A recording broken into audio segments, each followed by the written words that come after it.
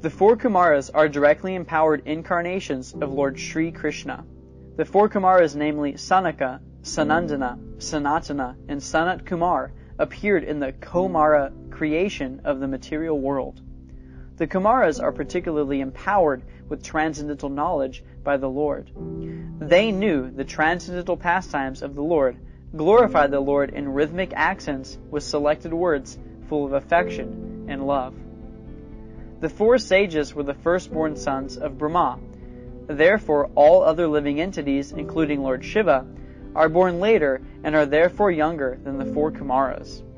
Although they looked like 5-year-old boys and traveled naked, the Kumaras were older than all other living creatures and had realized the truth of the self.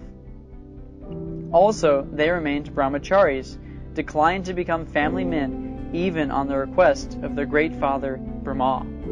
The Kumaras realized that the whole world revolved around this one force of sexual energy and that children just don't have to deal with it.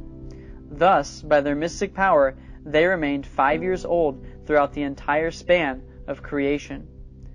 Initially, the four Kumaras were impersonalists. Later on, by smelling the dust from the lotus feet of the Lord, they were attracted to the Lord and His personal feature and became pure devotees of the Lord. The Kumaras were non-duplicitous and always sang the glories of the Lord. They were instrumental in causing the Lord to incarnate in the Varaha and Nrsimha Dev forms. The Kumaras also founded the Kumara Sampradaya, which is one of the most successful Vaishnava Sampradayas. It is explained that Lord Shiva is the greatest and supreme of all Vaishnava devotees of the Lord. Lord Shiva is not an ordinary living being. Rather, he is a plenary portion of the Lord. He lives in Mount Kailash, on top of the very cold mountain, wearing just the skin of a tiger. He never accepts a house and sleeps under a tree. He never accepts clothes, a house, or any type of facilities. Lord Shiva thus is also often described as an avaduta. Yet his wife is a superintendent of the entire material nature, the expansion of the goddess of fortune herself, Durga.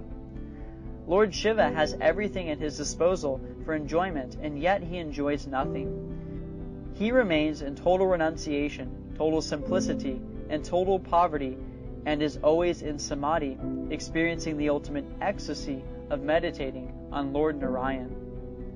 Lord Shiva is very compassionate by nature, and his service to the Lord is to uplift those in the modes of ignorance. He is also an embodiment of humility.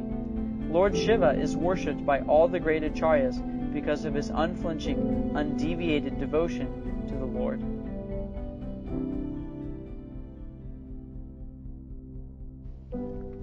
Shukadev Goswami, the son of Vyasadeva, is described in great detail in the Brahma Vaivarta Purana.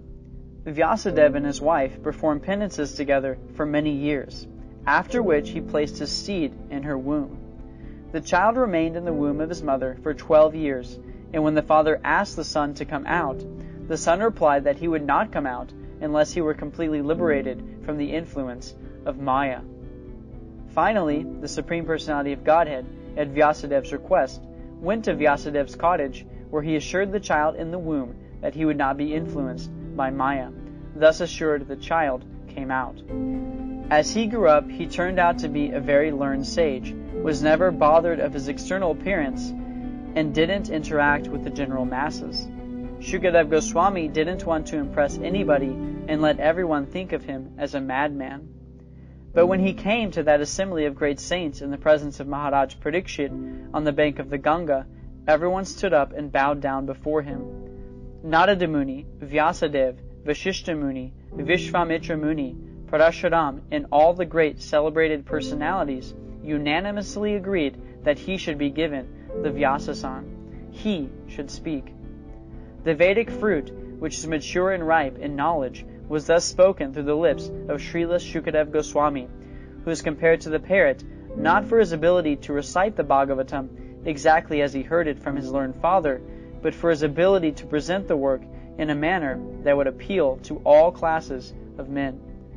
And simply by glorifying the Lord, he showed us that if we are always immersed in glorifying the Lord, we can always remain in the transcendental position. Such are the glories of the Mahajans, who through their exemplary lives reveal the secret of religion.